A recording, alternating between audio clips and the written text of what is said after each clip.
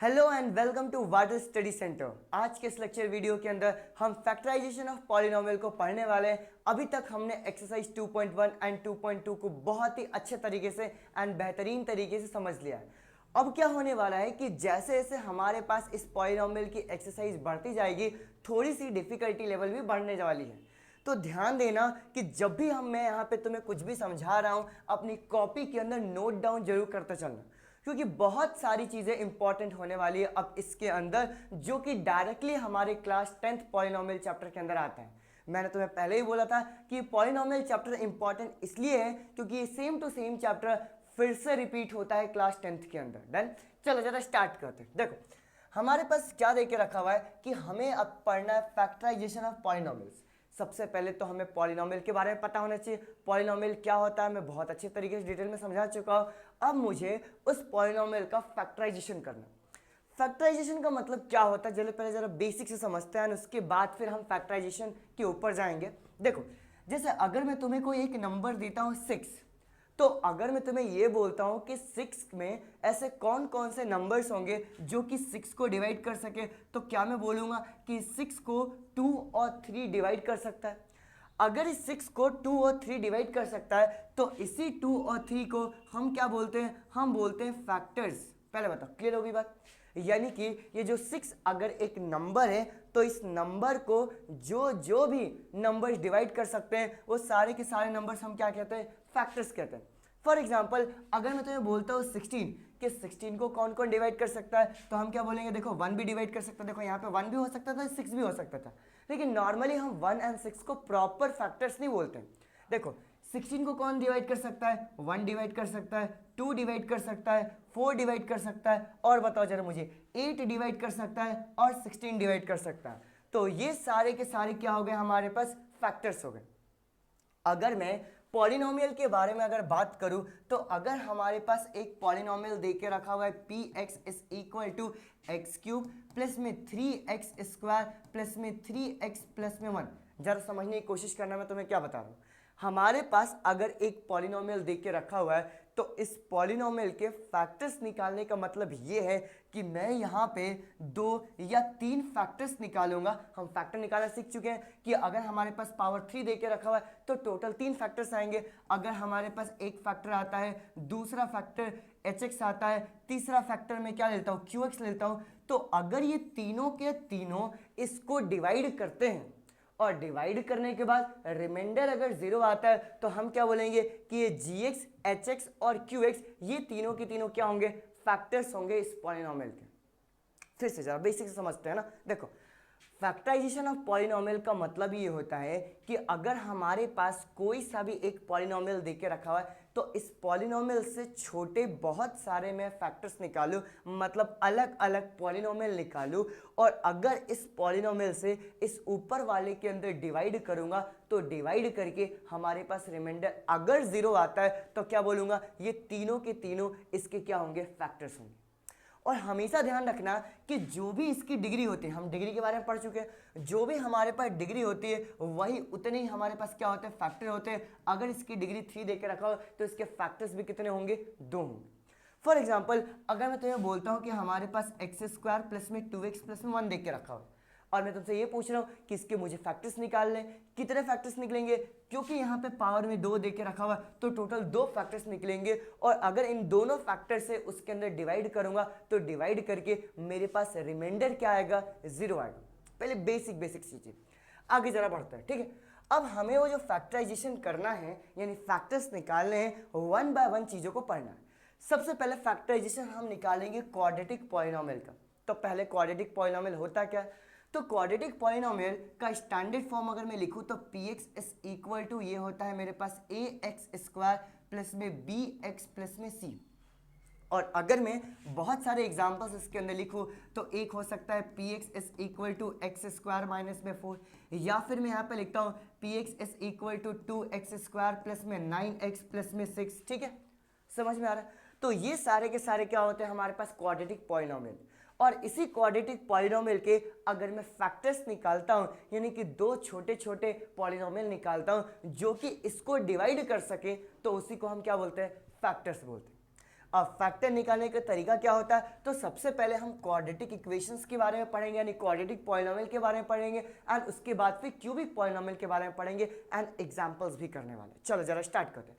ये जो quadratic polynomial के ऊपर अगर मैं जाऊंगा तो हम इस जो मेथड का इस्तेमाल करते हैं इसके अंदर, इसको हम बोलते हैं स्प्लिटिंग द मिडिल टर्म, ठीक है, यानी कि हम मिडिल टर्म को स्प्लिट करके इसके फैक्टर्स निकालते हैं। अब स्प्लिटिंग द मिडिल टर्म का मतलब क्या हो गया, समझाता हूँ। देखो, जैसे हमारे पास ये एक पॉलिनोमियल देके रखा हुआ है, तो हमने क्या बोला कि अगर ये पॉलिनोमियल देके रखा हो तो px is equal to 6x square plus में 17x प्लस में 5 लिख दो, समझने की कोशिश करना।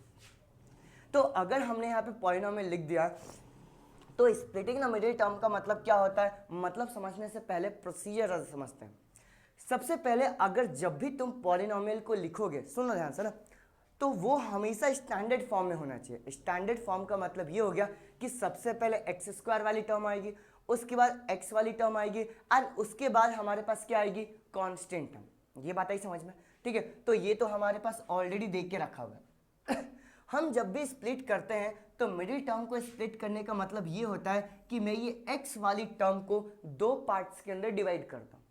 दो पार्ट्स के अंदर ऐसे डिवाइड करना है ताकि अगर मैं तुम्हें दो नंबर का सम करूं, मतलब दो पार्ट्स में डिवाइड करना है, मतलब दो पार्ट्स, दो अलग अलग नंबर्स होंगे, तो मुझे वो दो नंबर ऐसे चाहिए ताकि अगर उन दोनों का सम करूं तो ये x का कोएफिशिएंट यानी कि 17 आना चाहिए। और अगर मैं उन्हीं दोनों नंबर्स को मल्टीप्लाई करता हूं तो 6 5 देखो constant term multiply by x square का कोएफिशिएंट यानी 6 5 कितना आना चाहिए, 30 आना चाहिए। समझ में आया? पहला हमारे पास क्या है कि सबसे पहले मैं इसको स्टैंडर्ड फॉर्म के अंदर लिखूंगा 6x square plus 17x plus में 5, ठीक है। फिर मैं क्या करूंगा कि मुझे स्प्लिट करना है तो हम हमेशा x वाली टर्म को दो पार्ट्स के अंदर डिवाइड करेंगे। मुझे दो नंबर्स चाहिए जिनको ऐड करके क्या आना चाहिए, 17, और उन्हीं दोनों नंबर्स का मल्टीप्लाई करके क्या आना चाहिए, constant term multiply by x square का कोएफिशिएंट यानी 6 5 30। अब तुम जरा मुझे बताओ नंबर्स क्या है। आसान से नंबर है, मैं यहाँ पे क्या बोलूंगा कि वो जो नंबर होंगे यहाँ पे क्या होगा 15 और 2, और इधर भी 15 एंड 2। क्लियर हो गई बात, क्योंकि 15 और 2 कितना होता है 17, और 15 इंटू में 2 कितना होता है हमारे पास 30। डन। चलो चलो, जब मैं इसको स्प्लिट करूंगा तो इसको हम दो पार्ट्स के अंदर लिखते हैं, तो ये क्या हो जाएगा मेरे पास 6x square plus 15x plus 2x plus में 5। डन, समझ में आया? हमने इसी 17x को दो पार्ट्स में डिवाइड किया, 15x और 2x, और अगर ऐड करके निकालूंगा तो वापस 17x ही आ जाएगा। डन। चल अब हम क्या करते हैं, यहाँ पे हम दो दो के पेयर्स बना लेते हैं, ये दो का पेयर और यहाँ पे दो का पेयर। इन दोनों में से जो जो वैल्यू कॉमन आती है हम उसको कॉमन निकालते हैं। जैसे 6 और 15 किसका मल्टीपल होता है, 3 का मल्टीपल होता है।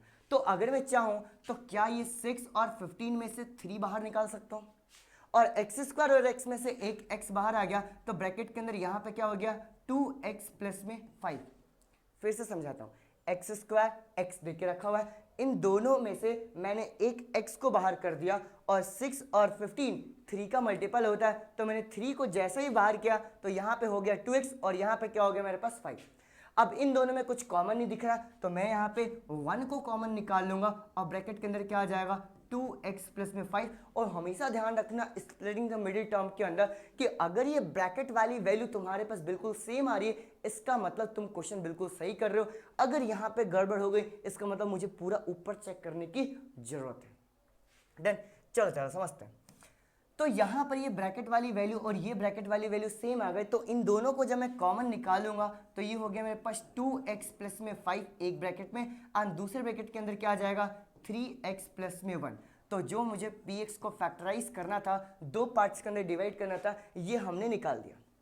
और इस फैक्टराइजेशन का मतलब क्या हो गया कि जो दो अलग अलग पॉलिनोमियल हमारे पास आए हैं ना, अगर मैं इन दोनों पॉलिनोमियल से इस ऊपर वाले पॉलिनोमियल के अंदर अगर डिवाइड करता हूं, हालांकि डिवाइड वाला प्रोसेस भी समझाऊंगा, अगर मैं डिवाइड करता हूं तो डिवाइड करने के बाद रिमाइंडर क्या आएगा 0 आएगा।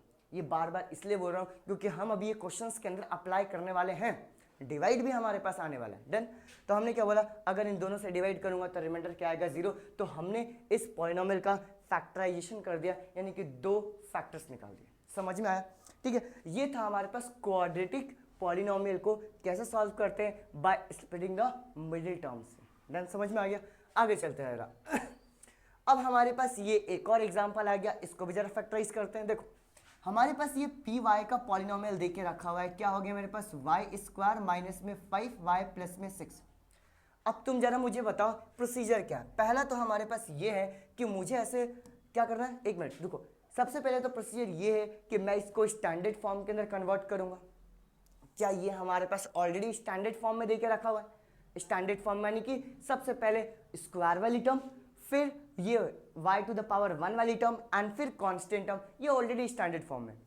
फिर मैं रफ में यानी साइड में मुझे दो नंबर्स चाहिए जिनको ऐड करके x का कोएफिशिएंट यानी y का कोएफिशिएंट -5 आना चाहिए, दिख रहा है ना उधर लास्ट में, बिल्कुल। और मुझे इन्हीं दोनों नंबर्स को मल्टीप्लाई करके x का कोएफिशिएंट नहीं, सॉरी कांस्टेंट टर्म नहीं, ये constant term multiply by x square यानी कि वाई स्क्वायर का कोएफिशिएंट 1, तो 6 इंटू में ये 1 कितना हो जाएगा 6। अब क्या ये नंबर आसान है, मैं सीधे क्या बोलूंगा, एक नंबर होगा हमारे पास 2, दूसरा 3, यहाँ पे 2 और यहाँ पे 3। अब 3 2 6 यहाँ पे तो आ रहा है, लेकिन यहाँ पे गड़बड़ है क्या कि 2 प्लस में 3 5 आएगा, लेकिन मुझे क्या लेके आना माइनस। तो मैं यहाँ पर दोनों जगह इधर भी माइनस और इधर भी माइनस, यहाँ पे भी माइनस और यहाँ पे भी माइनस लगा दूंगा। देन अब जरा मुझे बताओ -2 -3 क्या -5 हो गया, और यहाँ पे -2 इंटू -3 क्या 6 हो गया। जी हाँ बिल्कुल, यानी कि हमारे पास नंबर्स आ गए। और अब मैं इस चीज़ को दो पार्ट्स के अंदर डिवाइड करूँगा। चलो स्टार्ट करते हैं। देखो तो हमने यहाँ पे क्या लिखा, ये हो गया मेरे पास वाई स्क्वायर, और -5y को मैं क्या लिखूंगा -2y माइनस में 3y प्लस 6। डन, सही है। आगे बढ़ते हैं जरा। अब इन दोनों में से कॉमन क्या निकल रहा है जरा मुझे बताओ। इन दोनों में से अगर कॉमन निकालने जाऊं तो y कॉमन आ गया, तो इधर से क्या बच गया है y, और यहाँ से क्या बच गया -2 ब्रैकेट क्लोज। इन दोनों में से क्या कॉमन दिएगा, तो इन दोनों में से -3 कॉमन आ गया, तो ब्रैकेट के अंदर क्या आ गया y, और इधर कितना आ गया -2। डन, क्या ब्रैकेट वाली वैल्यू क्या सेम आ गई। अच्छा यहाँ पे एक और चीज समझाता हूँ ना, जब भी कहीं यहाँ पे माइनस आ जाए, मुझे इससे फर्क नहीं पड़ता ये प्लस है कि माइनस से चल जाएगा, अगर यहाँ पे माइनस आ रहा है बीच में तो तुम्हें हमेशा माइनस को कॉमन निकालना है। और जब भी हम माइनस को कॉमन निकालते हैं इन दोनों का साइन क्या हो जाता है, बदल जाता है, चेंज हो जाता है। इसलिए यहाँ पे -y था ना, तो इसको +y कर दिया, और ये +6 था तो ये -2 हो गया। समझ में आया। इस पॉइंट के ऊपर बहुत गलती होती है, बहुत ज़्यादा, ये एक मिस्टेक पॉइंट है। ठीक है, चलो आगे बढ़ते हैं। अब हमारे पास ये y-2 कॉमन आ गया, तो ये मैंने y-2 कॉमन निकाल लिया, तो दूसरे ब्रैकेट के अंदर क्या हो जाएगा y-3। ठीक है, तो जो हमारे पास पॉलिनोमियल दे के रखा हुआ था उस पॉलिनोमियल को हमने दो अलग अलग फैक्टर्स के अंदर डिवाइड कर दिया है। ठीक है, फैक्टर्स का मतलब मैं बार बार तुमसे रिपीट कर रहा हूँ, इन दोनों फैक्टर का मतलब क्या कि अगर इससे इसके अंदर डिवाइड करूंगा तो रिमाइंडर क्या आएगा 0, और अगर y-3 से इसके अंदर डिवाइड करूंगा तो भी रिमाइंडर क्या आएगा 0। ठीक है, चलो जरा आगे बढ़ते हैं नेक्स्ट क्वेश्चन की तरफ। ठीक है, अब बिल्कुल सही, अब हमारे पास एक फैक्टर थ्योरम आता है। समझ लो, पहले जरा फैक्टर थ्योरम को पढ़ते हैं, समझते हैं। ठीक है, एंड फिर मैं तुम्हें बताऊंगा कि इसका मेन मतलब क्या है। ठीक है, पढ़ते हैं। देखो factor theorem, if px is a polynomial of the degree n is greater than 0। ठीक है, मतलब हम हमेशा ना क्वाड्रेटिक, क्यूबिक, उसके बाद फिर जो जैसे जाते आएगा उसकी बात करेंगे ना। तो अगर px एक पॉलिनोमियल है जिसका डिग्री 1 से बड़ा है, 1 से बड़ा का मतलब लीनियर को छोड़ के, कांस्टेंट को छोड़ के सारे पॉलिनोमियल, आगे चलते हैं, and a is any real number, और अगर a हमारे पास एक रियल नंबर है, देन x माइनस में a is a factor of px। x minus में a अगर हमारे पास फैक्टर होगा तो क्या होगा, if pa is equal to 0, मतलब ये x माइनस में a इस पॉलिनोमियल px का फैक्टर तभी होगा जब मैं a की वैल्यू को उठा के पॉलिनोमियल पुट करूंगा तो आंसर क्या आ जाए, 0 आ जाए।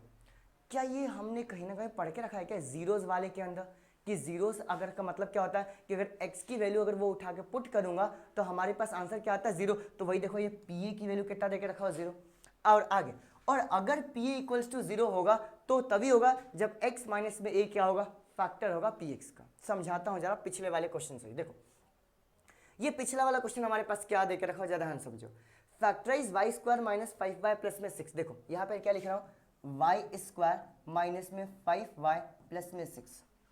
ठीक है, समझ लो हमने क्या बोला कि जब मैंने इसको फैक्टराइज किया तो फैक्टराइज करके क्या y-2 और y-3 आया, तो मैंने लिखा क्या y-2 और ये कितना हो गया y-3। समझ लो। अब फैक्टर थ्योरम हमें क्या बोलता है कि अगर हमारे पास y की वैल्यू 2 दे के रखा हुआ है और अगर इस 2 को उठा के मैं पॉलिनोमियल में पुट करता हूं और अगर आंसर 0 आ जाता है, ध्यान समझना है ना, अगर आंसर 0 आ जाता है तो 2 को इधर ले आके अगर मैं y-2 एक gx पॉलिनोमियल बनाता हूं, मतलब gy पॉलिनोमियल बनाता हूं, तो y-2 इसका क्या होगा, फैक्टर होगा। फिर से समझाता हूँ, नहीं समझ में आया तो मुझे पता है इसमें थोड़ा सा दिक्कत देगा।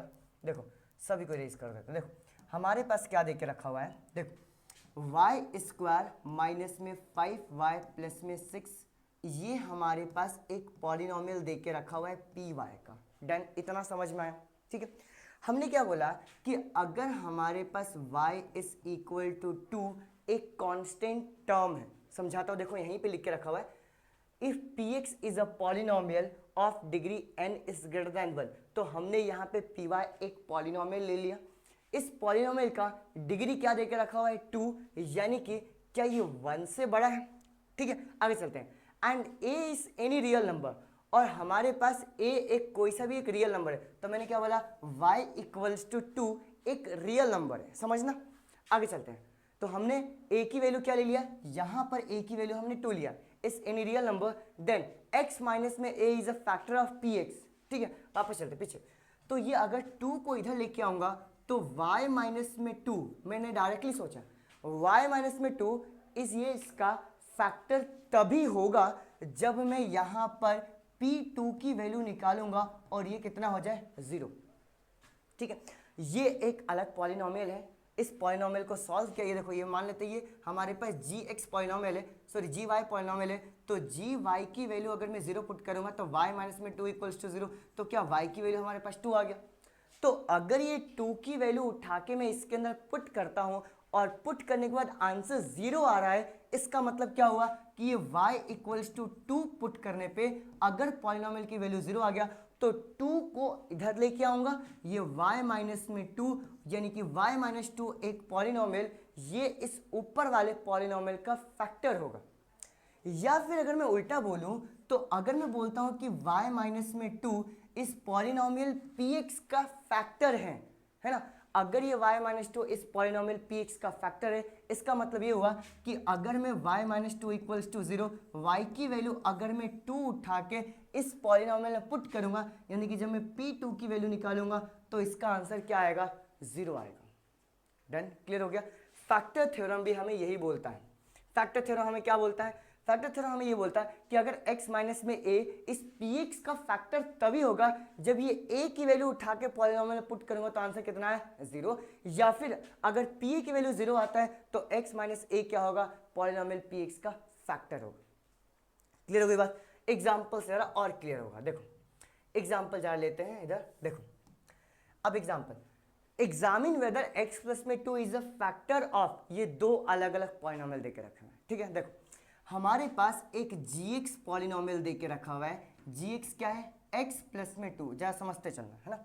दो अलग अलग पॉलिनोमियल देके रखे हैं, इस एक को मैं px मानता हूं, ये देके रखा हुआ है x³ प्लस में 3x² प्लस में 5x प्लस में 6, ये अलग हो गया। और दूसरा पॉलिनोमियल, इसको मैं क्या मान लूं, इसको मैं hx मान लेता हूं, hx पॉलिनोमियल देके रखा हुआ है 2x प्लस में 4। डन। अब हमें क्या बोल के रखा हुआ है, एग्जामिन वेदर, ये चीज पता लगाओ कि x प्लस में 2 इज अ फैक्टर ऑफ, ये x प्लस 2 जो है पॉलिनोमियल, ये इस नीचे वाले पॉलिनोमियल का फैक्टर है कि नहीं। फिर हमें ये भी पता लगाना है कि x प्लस 2 इसका फैक्टर है कि नहीं है। तो दो तीन तरीके हैं। पहला तरीका तो ये है कि x प्लस 2 से इसके अंदर डिवाइड करो और मैं डिवाइड करके ये पता लगा लूँ कि रिमाइंडर 0 आ रहा है कि नहीं आ रहा है, समझना है, ठीक है। आगे चलते हैं, या फिर मैं x प्लस 2 से इसमें डिवाइड करूँ और डिवाइड करके पता लगा लो कि 0 आ रहा है कि नहीं आ रहा, या फिर मैं इसके फैक्टर्स निकालो, इसके फैक्टर्स निकालो, इसमें ये देखूँ कि x प्लस में 2 आ रहा है कि नहीं आ रहा। एक तरीका और है हमारे पास, वो है फैक्टर थ्योरम वाला। फैक्टर थ्योरम हमें क्या बोलता है कि ये जो हमारे पास gx equals to x plus में 2 देके रखा हुआ है, इससे एक काम करो, है ना, इसको थोड़ा सा रफ करते हैं, है ना, यहाँ पे नीचे थोड़ा सा, कहाँ गया ये, इसको रफ करते हैं, ठीक है। देखो ये जो हमारे पास gx दे के रखा हुआ है, ये जो gx दे के रखा हुआ है, इस gx से तुम x की वैल्यू निकालो, मतलब जीरोज निकालो। तो हमने x gx की वैल्यू को क्या पुट कर दिया, 0। जब मैं यहाँ पे x प्लस में 2 इज इक्वल टू 0 पुट करूंगा तो x की वैल्यू कितना आ जाएगा, -2। समझना, अब उन्होंने ये बोल के रखा कि अगर तुमने ये x की वैल्यू -2 को उठा के इस पॉलिनोमियल के अंदर पुट किया और आंसर अगर 0 आ जाएगा तो तुम्हें डिवाइड करने की जरूरत नहीं है, तुम सीधे बोल सकते हो कि gx is the factor of this polynomial px। ठीक है, तो हम यहाँ पे पुट करते हैं, वापस से लिखता हूँ। हमारे पास px वाली पॉलिनोमियल क्या देके रखा हुआ है, तो ये देके रखा हुआ है x³ प्लस में 3x² प्लस में 5x प्लस में 6, और ये x की वैल्यू -2 को उठा के इधर पुट करूँगा। पुट करते हैं जरा, तो कितना हो जाएगा जरा मुझे बताओ। ये मैं यहाँ पे लिखूंगा p -2 इज इक्वल टू -2 का क्यूब प्लस 3 इंटू -2 का स्क्वायर प्लस 5 इंटू -2 प्लस 6। ठीक है, चलो उसको भी फिलहाल के लिए मैं रफ कर देता हूँ, इरेज कर देता हूँ, चलो, है ना, यहाँ पे, ताकि इजीली मैं लिख सकूँ, है ना। +6 ये हो गया मेरे पास +6। चलो सॉल्व करते हैं। -2 का क्यूब करूंगा तो -2 इंटू -2 इंटू -2, क्या मेरे पास इसका आंसर -8 आ जाएगा, सही है। -2 का स्क्वायर करूंगा तो कितना आएगा 4, एंड 4 3 जा कितना आ गया +12, 5 2 जा कितना होगा, ये हो गया -10, एंड फिर ये कितना आ गया +6। अब जरा मुझे बताओ, ये -8 और -10 क्या मेरे पास -18 हो जाएगा, और +12 + 6 क्या ये +18 हो जाएगा, और ये कैंसिल होके इसकी वैल्यू कितनी हो गई, 0। नीचे दिख रहा है ना, बिल्कुल सही, इसकी वैल्यू हमारे पास कितने हो गए, 0। यानी कि ये gx से जो मैंने x की वैल्यू -2 निकाला था, इसको उठा के ये पॉलिनोमियल के अंदर पुट किया, और पुट करने पे अगर आंसर 0 आ रहा है, इसका मतलब क्या कि x प्लस में 2 इस पॉलिनोमियल px का फैक्टर होगा। तो मैं यहाँ पे लिखता हूँ, ठीक है, फाइनल आंसर, है ना, क्योंकि हमें एग्जामिन करना है।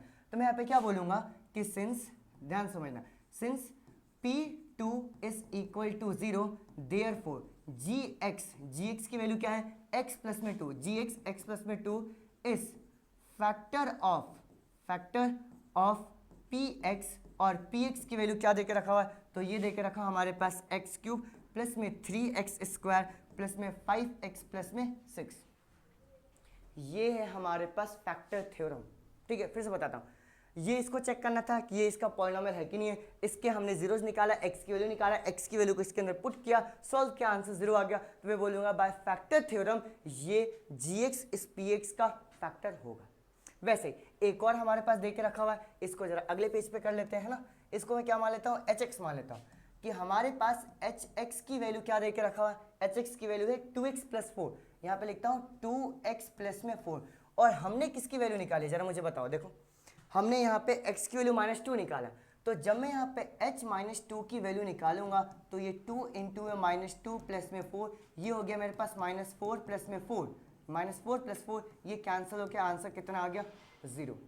तो अगेन मैं बोलूँगा, क्या बोलूँगा कि जो हमारे पास gx है, देयरफॉर मैं यहाँ पे बोलूँगा gx is equal to, gx क्या था बताओ, ये था x प्लस 2, x प्लस में 2 इज फैक्टर ऑफ बताओ किसका, फैक्टर ऑफ hx, और hx की वैल्यू हमारे पास क्या देके रखा हुआ है 2x प्लस में 4। ये है हमारे पास फैक्टर थ्योरम। ठीक है, देन मुझे उम्मीद है समझ में आया होगा, और अगर ये टॉपिक समझ नहीं आना तो रिपीट करके देखना, पीछे वीडियो को खींचो और फिर से जरा देखो। ठीक है, चल आगे बढ़ते हैं। नेक्स्ट क्वेश्चन, अब इन्होंने हमारे पास क्या बोल के रखा हो, जो ध्यान समझते हैं कि find the value of k। ठीक है, मुझे k की वैल्यू फाइंड आउट करनी है if x - 1 is a factor of 4x³ plus 3x² minus 4x plus k। ठीक है, देखो हमारे पास एक gx देके रखा हुआ है, gx क्या देके रखा हुआ है x - में 1। gx से क्या मैं x की वैल्यू निकाल सकता हूँ, जी हाँ, मैं पुट करूंगा gx इज इक्वल टू 0, तो x - में 1 इज इक्वल टू 0, x की वैल्यू हमारे पास क्या आ गया 1। और अगर उन्होंने ये बोल के रखा हो कि x - में 1 is a factor of this polynomial, इसका मतलब ये हुआ कि अगर तुमने यहाँ पर p1 की वैल्यू कैलकुलेट किया तो P1 की वैल्यू किसके इक्वल होगा? ये 0 के इक्वल होगा। समझ में आया? क्यों? क्योंकि ये इसका फैक्टर है, और जब मैं ये 1 उठा के अपने इस पॉलिनोमियल के अंदर पुट करूंगा, प्यारे से पॉलिनोमियल के अंदर, तो ये 1 इधर हो कितना हो जाएगा? 4 इंटू में 1 का क्यूब प्लस 3 इंटू में 1 का स्क्वायर माइनस में 4 इंटू में 1 प्लस में k इज इक्वल टू कितना आ गया? 0। डन, समझ में आया? यानी कि जब मैं सॉल्व करूंगा तो 1 का क्यूब कितना आ गया? 1, इधर कितना आ गया? 4, 1 का स्क्वायर 1 इंटू में 3 कितना आ गया? प्लस 3, ये 4 इंटू में 1 कितना आ गया? -4, और यहाँ पे क्या आ गया? Plus k is equal to 0। Done, आगे चलते हैं। ये +4 -4 कैंसिल हो गया, तो बच क्या गया हमारे पास? हमारे पास बच गया 3 प्लस में k इज इक्वल टू 0। तो मेरे पास k की वैल्यू कितनी आ गई? -3। यही हमसे पूछा गया था, आसान सा क्वेश्चन था। फिर से x - 1 इसका फैक्टर है, तो x की वैल्यू अगर मैं 1 उठा के इधर पुट करूंगा तो आंसर कितना आएगा? 0, और हम k की वैल्यू निकाल लेंगे। आसान सा क्वेश्चन। आगे बढ़ते हैं नेक्स्ट क्वेश्चन की तरफ, ठीक है। हाँ, अब हमारे पास आता है क्यूबिक वाला, ठीक है। क्यूबिक वाला जो हमारे पास पॉलिनोमियल रहता है, ये बिल्कुल थोड़े से अजीबोगरीब क्वेश्चंस आते हैं हमारे पास, बट अगर हम इसके प्रोसीजर को अच्छे तरीके से समझ लेना तो हम ये क्यूबिक पॉलिनोमियल को इजीली निकाल सकते हैं, ठीक है। प्रोसीजर ज़रा ध्यान से समझना, ठीक है। सुन, हमारे पास देके रखा हुआ है एक्स क्यूब माइनस में 23x² प्लस 142x माइनस में 120, ठीक है ना। एक्स क्यूब माइनस में 23x² प्लस 142x माइनस में 120, और इसको मुझे फैक्टराइज करना है। अगर मुझे इसको फैक्टराइज करना है और अगर मैं तुमसे ये पूछूं कि कितने फैक्टर्स निकलेंगे, तो क्या अगर पावर में 3 देके रखा हुआ तो तुम सोच पा रहे हो कि टोटल 1, 2, 3 फैक्टर्स निकलने वाले हैं। और फैक्टर का मतलब क्या हो गया कि उन तीनों से इंडिविजुअली अगर इसके अंदर डिवाइड करूंगा तो रिमाइंडर कितना आता है? 0 आता है। अब इसमें हमारे पास दिक्कत ये है कि स्प्लिटिंग द मिडिल टर्म जैसी कोई यहाँ पे हमारे पास मेथड एग्जिस्ट नहीं करती।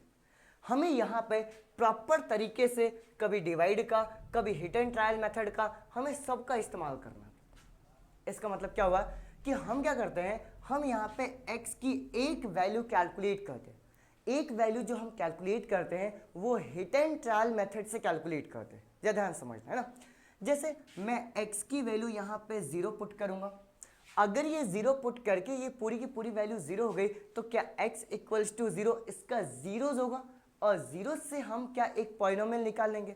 जैसे अभी मैं बता रहा था कि अगर x की वैल्यू 1 पुट करने पे आंसर अगर 0 आ गया तो ये 0 पुट करने पे क्या ये x माइनस में 1, ये 1 इधर लेके आने पे ये जो एक पॉलिनोमियल बनता है क्या ये उसका फैक्टर होता है? अभी हम फैक्टर थ्योरम से पढ़ के आ रहे हैं। तो अगर मैं यहाँ पे x की वैल्यू 0, x की वैल्यू +-1, +-2, +-3, प्लस माइनस में 4 डॉट डॉट डॉट, हम ये पुट करके चेक करते हैं कि x की कौन सी वैल्यू के ऊपर ये जो पॉलिनोमियल देके रखा हुआ है ये 0 आ रहा है, और जिसके ऊपर ये 0 आ जाता है ना वहां से एक फैक्टर में फट से निकाल लेता हूँ और फिर उससे डिवाइड करता हूँ। ठीक है, ध्यान से ज़रा समझो।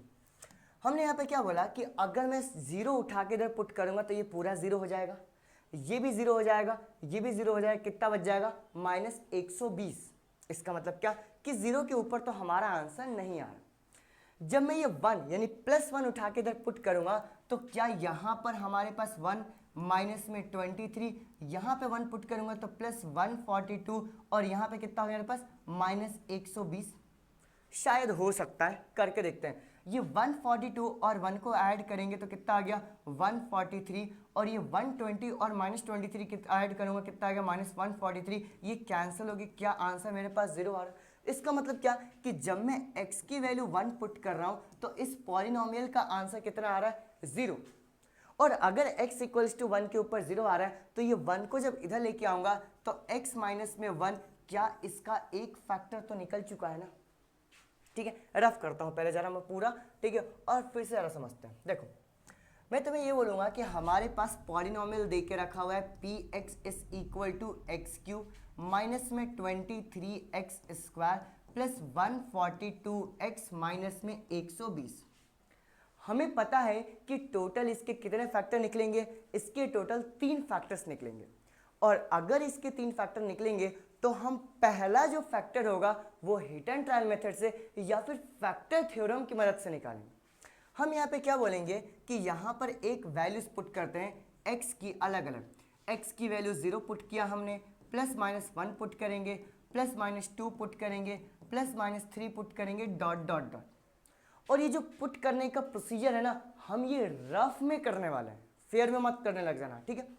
जब मैंने अभी तुमसे पुट किया था, ठीक है, तो क्या मेरे पास P1 की वैल्यू जब पुट किया था तो क्या आंसर 0 आया था? तो जिसके ऊपर आंसर 0 आता है ना, उसको हम उठा के यहाँ पे रखते हैं, ठीक है। तो यहाँ पे मैं रफ करता हूँ, पहले मैं यहाँ पे x की वैल्यू बताता हूँ, ये लिखने का प्रोसीजर है ना।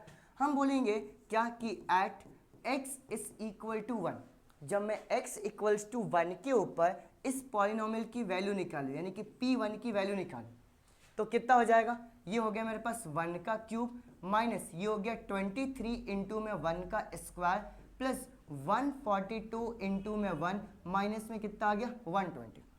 1 का क्यूब कितना आ गया 1 माइनस में ये हो गया 23, ये हो गया प्लस 142 माइनस में 120। यही कर रहे थे क्या अपन? ये 142 और 1 कितना आ गया 143 माइनस में 143 कैंसल आउट होके इसका आंसर कितना आ गया 0।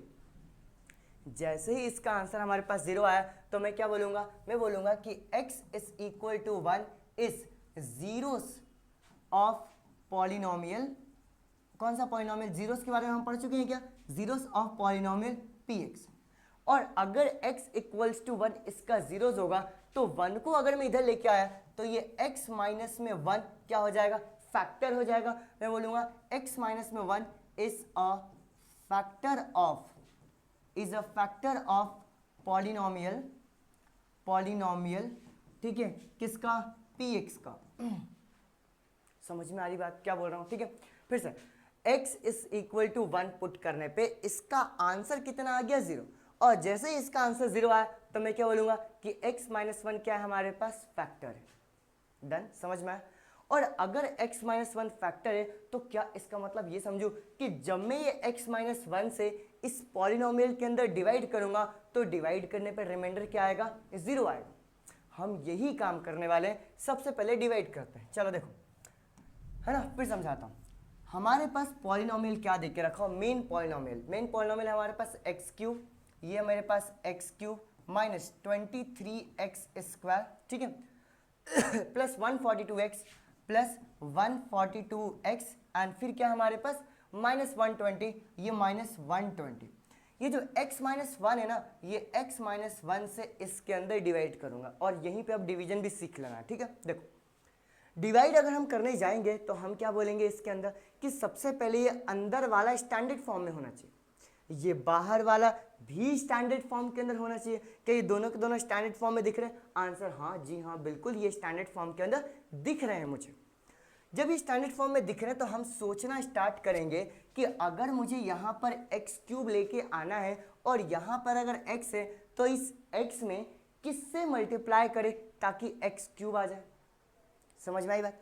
तो हमने क्या सोचा कि अगर एक्स स्क्वायर से मल्टीप्लाई करूंगा x का तो ये कितना हो जाएगा एक्स क्यूब, और अगर हमने एक्स क्यूब से एक्स स्क्वायर का मल्टीप्लाई x से किया है तो एक्स स्क्वायर का मल्टीप्लाई ये माइनस एक्स से भी करना पड़ेगा, तो ये कितना हो जाएगा माइनस एक्स स्क्वायर। यहाँ पे क्या करते हैं हम? साइन चेंज करते हैं। अगर ये प्लस है तो क्या हो जाएगा माइनस, और ये माइनस है तो क्या हो जाएगा प्लस। अब जरा मुझे बताओ क्या ये वैल्यू कैंसिल हो जाएगी? सही है। कैसे? ये प्लस एक्स क्यूब और ये माइनस एक्स क्यूब, ये दोनों के दोनों क्या हो गए हमारे पास? कैंसिल। और यहाँ पे यार ध्यान से देखो इधर कितना बच गया? इधर बचा minus 23x square plus x square, क्या यहाँ पे माइनस 22x स्क्वायर हो जाएगा? ध्यान से समझो, माइनस 23x स्क्वायर ये प्लस एक्स स्क्वायर कितना हो गया? Minus 22x square. ऊपर वाली वैल्यू जब मैं नीचे लेके आऊंगा तो क्या आ गया? प्लस 142x माइनस में कितना आ गया? 120। अब अगेन यहाँ पर भी मैं सोचूंगा कि ये माइनस 22x स्क्वायर अगर लेके आना है तो इस x में किससे मल्टीप्लाई करूं ताकि माइनस 22x स्क्वायर आ जाए। तो मैं सोचूंगा ये एक x तो ऑलरेडी है तो मुझे यहाँ पे चाहिए माइनस 22x। माइनस 22x का मल्टीप्लाई अगर मैं करता हूँ, ध्यान से देखो, माइनस 22x का मल्टीप्लाई अगर मैं x से करूँगा तो क्या माइनस 22x स्क्वायर हो जाएगा? सही है। और -22x का मल्टीप्लाई अगर -1 से करूंगा तो कितना हो जाएगा +22x। साइन चेंज करें, जी हाँ, माइनस का क्या हो जाएगा प्लस, ये प्लस का क्या हो जाएगा माइनस, तो क्या ये वाली वैल्यू अगेन कैंसल आउट हो गई, ये देखो एक माइनस में और एक क्या हो गई प्लस में, ये दोनों वैल्यू क्या हो गई कैंसिल। और यहाँ पे +142x -22x जब मैं करूंगा तो तुम जरा मुझे बताओ क्या वैल्यू आएगी, क्या यहाँ पे +120x हो जाएगा क्या? 142 में से मैंने 22x को माइनस किया तो कितना आ गया 120x, और -120 को जब मैं नीचे करूंगा कितना आ गया -120। अब जरा मुझे बताओ क्या पुट करूं, तो यहाँ हो जाएगा प्लस, ये हो गया मेरे पास 120 का मल्टीप्लाई अगर मैं इन दोनों से करूंगा तो कितना आ गया 120x माइनस में 120, जब मैं यहाँ पे साइन चेंज करूंगा तो ये हो गया माइनस, ये हो गया प्लस। तुम जरा मुझे बताओ क्या दोनों वैल्यू कैंसिल हो गए, ये भी कैंसिल हो गए, ये भी कैंसिल हो गए, और रिमाइंडर कितना आ गया 0। और मैंने बताया था कि फैक्टर का मतलब क्या होता है कि अगर उस फैक्टर से मैं उसके अंदर डिवाइड करूंगा पॉलिनोमियल के अंदर तो रिमाइंडर कितना आ गया 0। अब जरा एक चीज समझाता हूं, है ना, इससे हटके अगर मैं तुमसे ये बोलूं कि 12 में 3 से डिवाइड करूंगा तो क्या होगा, बोले ये क्या पूछ रहे हो आप फालतू फालतू चीजें, ठीक है। फिर से 12 के अंदर 3 से डिवाइड करूंगा तो क्या 3 4 जा 12 आ जाएगा और रिमाइंडर क्या 0 हो जाएगा, ठीक है, ये तो समझ में आया ना। तो क्या अगर हमारे पास 12 दे के रखा हुआ है तो इस 12 की जगह 3 × 4 लिख सकता हूँ? सोचो ध्यान से मैंने क्या बोल दिया ये बात, ठीक है। अगर ये 12 के अंदर 3 से डिवाइड कर रहा हूँ और डिवाइड करने पे रिमाइंडर 0 आ रहा तो इस 12 की जगह 3 × 4 लिख सकता हूँ। वैसे जा ध्यान समझना कि अंदर हमारे पास मेन पॉलिनोमियल देके रखा हूँ, यहाँ पॉलिनोमियल लिखता हूँ। देखो हमारे पास मेन पॉलिनोमियल क्या है, px = x³ - 23x प्लस में 120x, यही है क्या 120 नहीं 142 है, सॉरी 142 कितना है 142, ये 142x एंड फिर क्या है माइनस है क्या -120, देख लो एक बार सही है ना -120, ये हमारे पास मेन पॉलिनोमियल है। एक बार और देख लेते हैं x³ माइनस में 23x² प्लस 142x माइनस में 120, ठीक है। ये हमारे पास मेन पॉलिनोमियल दे के रखा था जिसको मुझे फैक्टराइज करना था। हमने इसका एक फैक्टर निकाल लिया बहुत ही easily hit and trial method से। हमने बोला px = एक फैक्टर, तो क्या मेरे पास x माइनस में 1 आ गया, जा ध्यान से सोचो। अब मैं क्या सोच रहा हूं कि अगर ये अंदर वैल्यू दे के रखी हुई है और हमने x माइनस 1 से इसमें डिवाइड किया और अगर मेरे पास रिमाइंडर 0 आया है, तो अगर रिमाइंडर 0 आया तो क्या मैं इसकी जगह इन दोनों को मल्टीप्लाई के फॉर्म में लिख सकता हूँ, जैसे ये 12 की जगह 3 × 4 लिख दिया था। इसका मतलब क्या हुआ, इसका मतलब ये हुआ कि इस पॉलिनोमियल की जगह मैं इन दोनों का मल्टीप्लाई के फॉर्म में लिख दूंगा। चलो लिखते हैं, तो यहाँ पे मैंने x माइनस 1 लिखा और दूसरा वाला क्या हो गया x², ये हो गया x² - 22x एंड फिर एक और टर्म है कितना +120 प्लस 120। समझ में आ रहा, हमने ये एक फैक्टर से मतलब क्यूबिक वाले में से एक को बाहर कर दिया एंड दूसरे को हम क्वाड्रेटिक इक्वेशन बना दिया। और ये क्वाड्रेटिक इक्वेशन को क्या हम स्प्लिटिंग द मिडिल टर्म से सॉल्व कर सकते हैं? जी हाँ बिल्कुल। चलो देखो अब जब मैं इसको सॉल्व करने जाऊंगा तो मैं बोलूंगा px = ये तो हो गया x माइनस में 1। अब मुझे यहाँ पर दो नंबर्स चाहिए साइड में जिनको ऐड करके x का कोएफिशिएंट -22 आना चाहिए और उन्हीं दोनों नंबर्स को मल्टीप्लाई करके ये 120 इंटू में 1 कितना आना चाहिए 120। नंबर्स बताओ जरा मुझे कितना आएगा, आसान सा नंबर है, कितना आएगा 12 और -10, ये हो गया 12 और -10, सही है क्या, गलत कर रहे हैं, दोनों में माइनस आएगा, ठीक है। तभी तो ये -12 इंटू में -10 ये +120 होगा और -12 माइनस में 10 कितना होगा -22।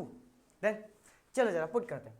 तो हमने यहाँ पे क्या बोला कि इस बीच वाली टर्म को स्प्लिट करेंगे तो ये हो गया x² माइनस में 12x माइनस में 10x एंड प्लस 120। कॉमन निकालते जरा फटाफट, चलो देखो ये हो गया px = x माइनस में 1। यहाँ पे इन दोनों में से x कॉमन निकाला तो ब्रैकेट के अंदर क्या आ गया x माइनस में 12। इन दोनों में से -10 कॉमन निकालूंगा तो कितना आ गया x माइनस में 10 ब्रैकेट क्लोज। अब जरा मुझे बताओ ये px = ये तो हो गया x माइनस 1। इन दोनों में से कुछ कॉमन आ रहा है, अच्छा गलत कर दिया क्या, यहाँ पे 12 आएगा ना, सॉरी ये यहाँ पर 12 आएगा, ठीक है,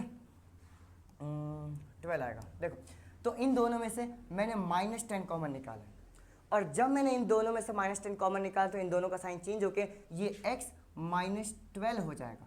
ब्रैकेट वाली दोनों वैल्यू क्या बिल्कुल सेम आ गई। इन दोनों को बाहर निकालूंगा तो एक ब्रैकेट में क्या आएगा, x माइनस में 12 और दूसरे ब्रैकेट में x माइनस में 10।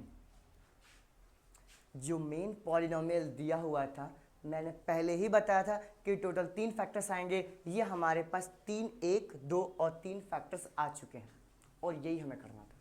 बहुत लंबा क्वेश्चन है, मैं चाहूँगा कि इसको अगर तुम्हें समझ में आ भी गया है ना तो भी इसको 2 बार रिपीट करके देखो, पीछे करो, रिपीट करो एंड फिर से देखो, है ना। हालांकि मैं फिर से एक बार पूरा का पूरा प्रोसीजर समझा देता हूँ। जब भी हमारे पास क्यूबिक वाला पॉलिनोमियल आएगा फैक्टराइज करने के लिए तो हम पहली वाली value hit and trial method से निकालेंगे।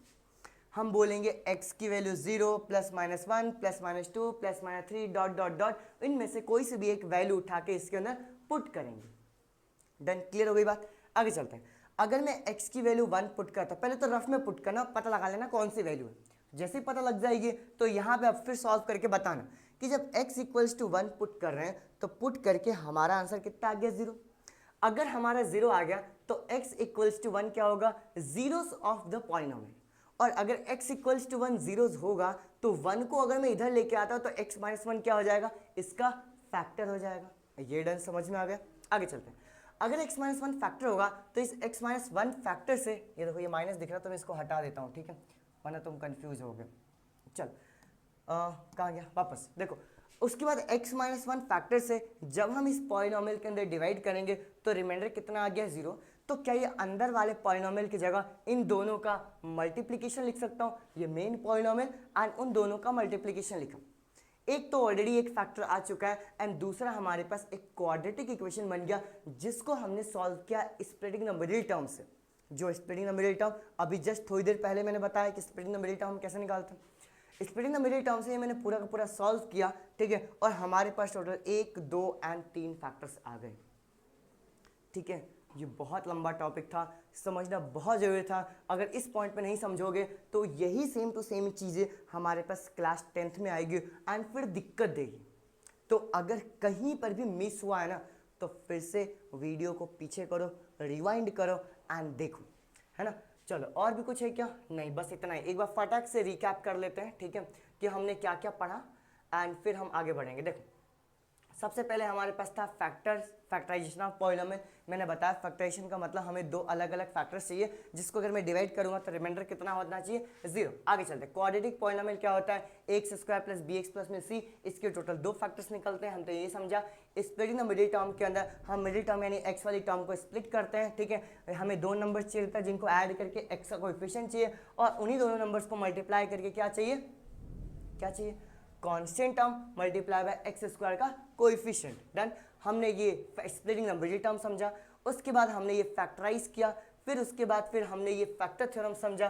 फैक्टर थ्योरम को थोड़ा सा और डिटेल में यहाँ पे समझा, ठीक है। ये तो पूरा पूरा रफ ही है, ठीक है। आगे चलते हैं एंड उसके बाद फिर हमने अप्लाई किया कि x + 2 अगर इसका फैक्टर होता है, अगर हमें ये पता करना है तो x + 2 के हमने जीरोस निकाले। x = -2 पुट करके अगर आंसर 0 आएगा तो ये जीरोस होगा, या फिर ऐसा बोल सकता हूँ कि x + 2 इसका फैक्टर होगा।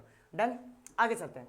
फिर हमने यहाँ पे k की वैल्यू निकालना सीखा। ये हमारे पास एक इंपॉर्टेंट क्वेश्चन रहता है, ध्यान रखना, ये 10th में भी इस टाइप के क्वेश्चन आते हैं ना। चलो आगे बढ़ते हैं। उसके बाद फिर हमने क्यूबिक पॉलिनोमियल को देखा और ये सबसे लंबा पोर्शन था, समझना। इसको भाई रिपीट करके देखना है ना, अगर जिन्होंने नहीं लिखा इसको लिखो, ये बहुत इंपॉर्टेंट है, ठीक है। चलो आगे बढ़ते हैं। और ये था हमारे पास आज का टॉपिक जो कि हमने और बहुत अच्छे तरीके से समझ लिया। अब हम फाइनली रेडी हैं एक्सरसाइज 2.3 स्टार्ट करने के लिए। तो हम कल से एक्सरसाइज 2.3 स्टार्ट करेंगे, 1 बाय 1 एक एक क्वेश्चन एनसीईआरटी करेंगे। Once again, thank you so much. Bye bye.